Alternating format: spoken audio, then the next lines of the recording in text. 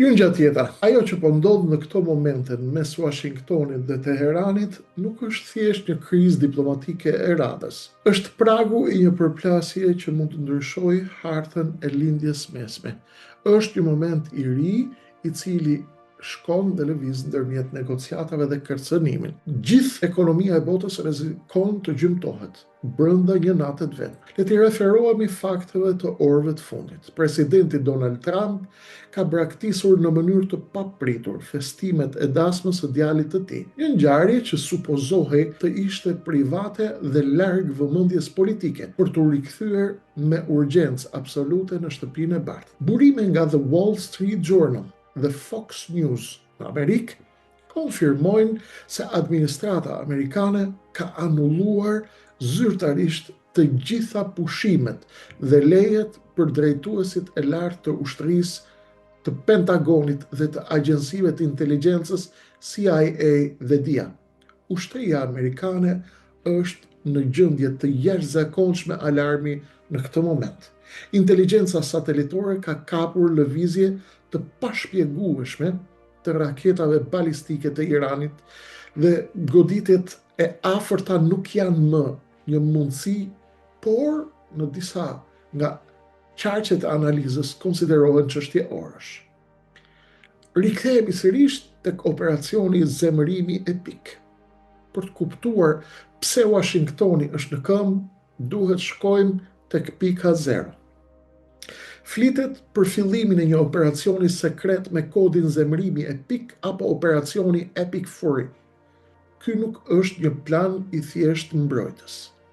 Sipas rrjedhjeve të fundit nga agjencitë e zbulimit, nga komuniteti i inteligjencës gjithashtu, ky operacion parashikon një goditje masive, parandaluese dhe shkatërruese ndaj infrastrukturës bërthamore dhe ushtarake të Iranit.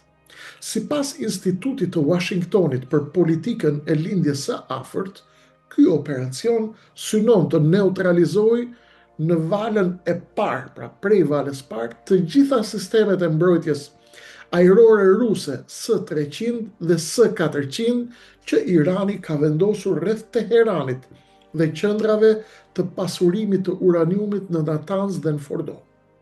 Goditja është projektuar të jetë aq e fortë sa që mund të rrëndisë gjithë lindjen e mesme, duke dërguar një mesazh të qartë se kohra e luftrave me palë të treta ka mbaruar tani dhe se Shtetet e Bashkuara të Amerikës po shkojnë direkt tek koka e pushtetit dhe e regjimit në Iran.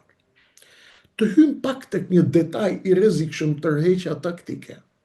Përpara se të nisin raketat, Pentagoni ka kryer një manovër që ka kaluar pothuajse pa u vënë re nga mediat masive, por që për ekspertët e Hall është treguesi më i pastër i luftës, që është tërheqja taktike amerikane. Në ditën e fundit, Shtetet e Bashkuara të Amerikës kanë evakuar në heshtje bazat e tyre të vogla dhe të ekspozuara në Siri, në Irakun perëndimor, për të reduktuar ato që në gjuhën ushtarake quhen objektiva të lehta. Sipas Institutit për Studimin e Luftës në Washington, këto baza të vogla ishin të rrezikuara të mbyteshin nga sulmet me dron vetvrasës të milicive pro-iraniane në momentin që Amerika do të godiste menjëherë Teheranin. Duke i tërhequr këto trupa dhe duke i përqendruar ato në baza të fortifikuara mirë në Arabinë Saudite dhe në Katar, të mbrojtura nga shtresa të trefishta të sistemeve Patriot dhe THAAD, Pentagoni po pastron fushën e betejës. Ata po i heqin Iranit mundësinë për t'u hakmarrë mbi ushtarët e pambrojtur amerikan, dhe ky është detaji më i rrezikshëm i këtij momenti që duhet kuptuar mirë.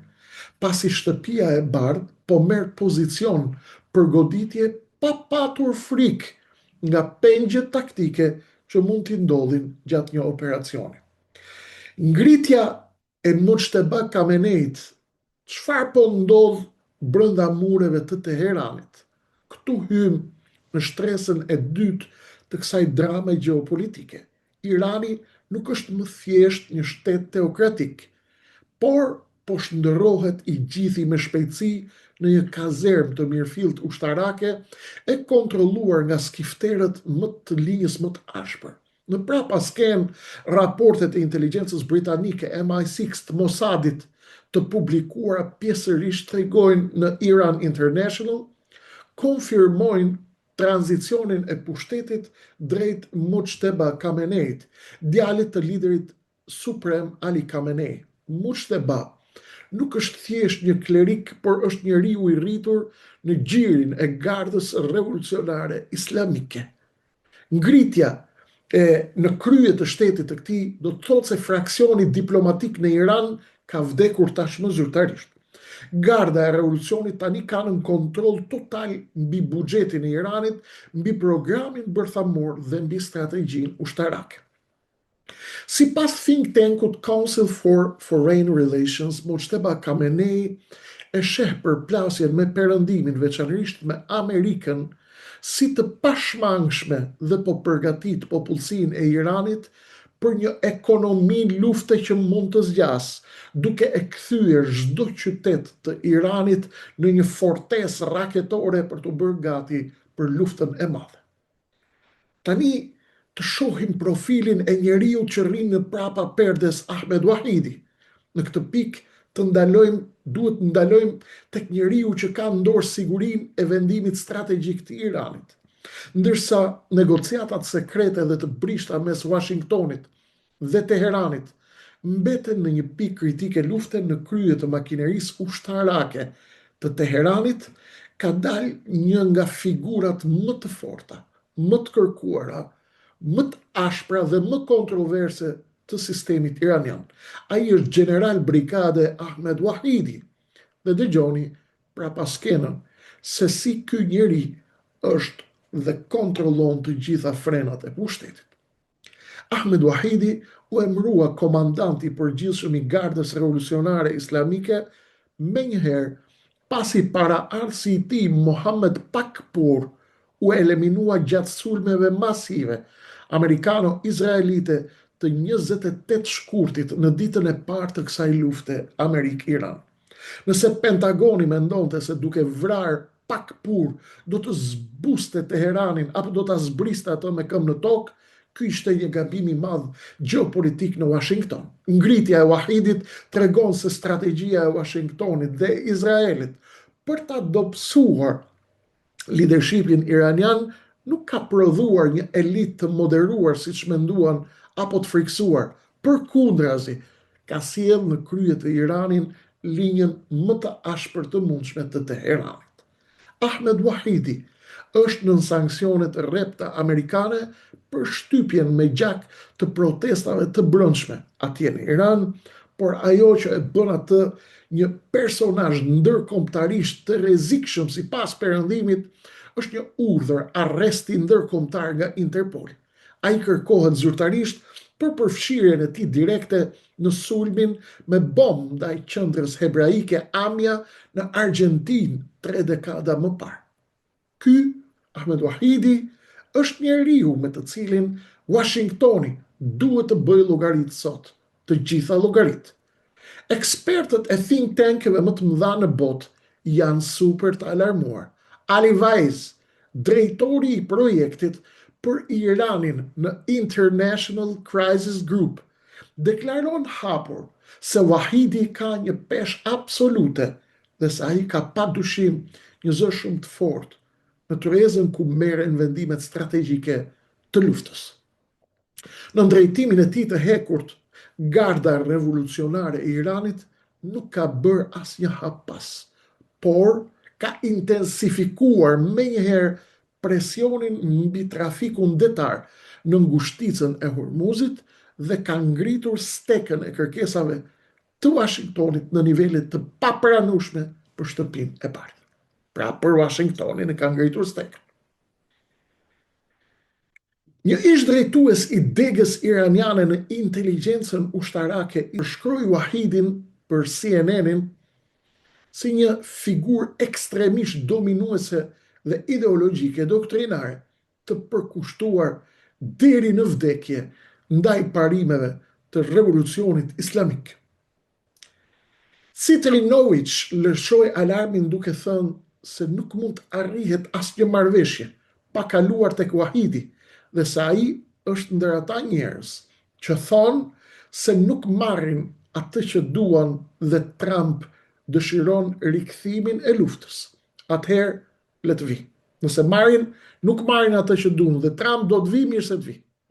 Trump e ka thënë pa dorashka këtë javë, para gazetarëve. Trump deklaroi se ora po ecën dhe se Amerika është vetëm një hap larg rifillimit të sulmeve totale nëse Teherani nuk nënshkruan kapitullimin. Trump u shpreh tekstualisht se jemi në fazat finale me Iranin dhe se do të shohim çfarë do të ndodhë, duke shtuar se kemi ose një marrëveshje ose do të bëjmë disa gjëra shumë të këndshme, sepse ora po ec. Por Ahmed Wahidi nuk është njeriu që thyhet nga ultimatumet dhe në Washington këtë e din. Në reagimin e tij më të fundit të publikuar në platformën X dhe të shpërndar me urgjencë nga mediat shtetërore iraniane, kreu i ri i gardës revolucionare ka lëshuar kërcënimin që ka ngrirë kancelaritë perëndimore, duke thënë se nëse kryhet ndonjë agresion tjetër ndaj tokës së Iranit, zjarri që deri tani ka mbetur brenda një lufte rajonale të kufizuar do të shpërthej përtej çdo kufiri. Kjo nuk është më një diplomaci, por është një duel i pastër mes dy liderëve të cilët refuzojnë të heqin gishtin nga këmbësa. Trump thotë se marrëveshja ose goditja janë çështje ditësh, ndërsa Wahidi përgjigjet se nëse do të preket Irani sërish, bota do të digjet dhe bashkë me rajonin dhe do të shkojmë në luftë botërore. Kurthi i ngushticës Hormuzit dhe kërcënimi i madh. Flasim pak për kartën më të frikshme që Irani ka në dorë, siç e kemi shpjeguar gjithmonë. Kërcënimi i madh për botën quhet kurthi i ngushticës së Hormuzit dhe ne kemi thënë këtë çdo natë.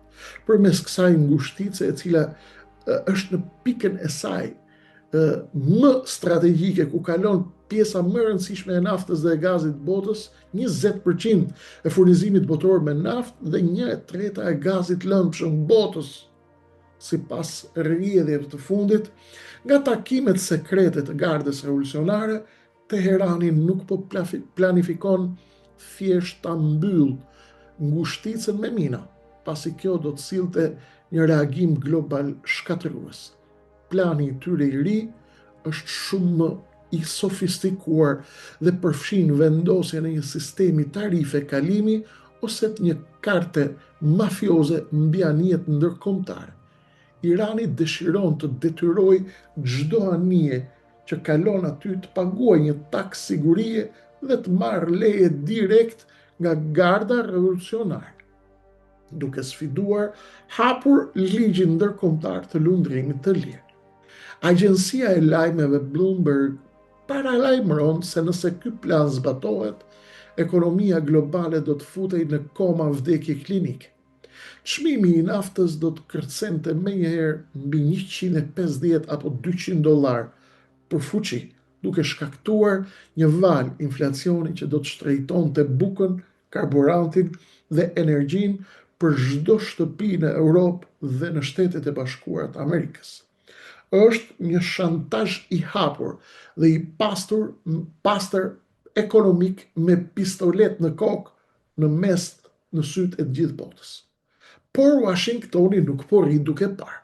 Pentagoni ka aktivizuar atë që quhet plani B. Ky plan synon të thyej çdo përpjekje iraniane për blokadë apo tarifim jashtë rregullave ndërkombëtare. Sipas Institutit Brookings, plani B planifikon shoqërimin e çdo anije tregtare në ujërat ndërkombëtare me anijet amerikane në korridorin e zjarrit, ku çdo gomone apo bateri raketore iraniane që guxon të shonjëstrojë një anije do të asgjësohet brenda 120 sekondave nga avionët F-35 dhe dronët detar autonom. Në të njëjtën kohë, në Kongresin Amerikan, skifterët e të dyja partive po bëjnë presionin më të madh që është parë ndonjëherë mbi presidentin Trump. Mesazhi i tyre është i prerë se mjaft u bë dhe mjaft me sanksione që nuk funksionojnë se s'kanë për të funksionuar dhe se ka afat koha për eliminimin përfundimtar të kapaciteteve ushtarake dhe detare të Iranit. Loja e nervave me sa duket tashmë ka mbaruar. Pushimet e ushtrisë u anulluan, Trump është në shtëpinë e bardhë. Ahmed Wahidi ka gishtin në butonin e Hurmuzit, kush do të qëlloj sonte i pari. Ne do të jemi këtu për t'ju mbajtur të informuar për çdo zhvillim të sekondave të fundit. Qëndroni me mua sepse nata sapo ka filluar. Edhe në mos ndodh të gjë sonte, apo në ditët në vijim, diçka e madhe po gatuhet dhe ju këtu në këtë cep të botës, në Ballkanin ton, në këtë fuqi baruti e cila është gjithashtu shumë e ngatëruar dhe e komplikuar, është shumë e rëndësishme ta dim çfarë po ndodh. Duke ju falenderuar shumë për kohën tuaj të çmuar, vëmendjen, ju falenderoj për mbështetjen e kanalit, ju ftoj t'i bëni subscribe kanalit ju që nuk i keni bërë, t'ja shpërndani atë pjesës tjetër të shqiptarëve dhe të gjithë ju të cilët do të na bashkoheni për t'i dalë zot vendit në këto momente kritike që po kalon bota dhe Shqipëria. Te komenti i parë i pinuar poshtë keni linkun ku mund të na bashkoheni. Natën e mirë për sonte, qëndroni në linj sepse zhvillimet do t'jenë të mëdha. Mos harroni të shkoni të shihni edhe videon e pasdites në të cilën ju kam shpjeguar me detajet më të imta çfarë po luhet mes Ramës dhe Berishës. Pikërisht sot që Berisha garoi përballë vetes. Natën e mirë për sonte.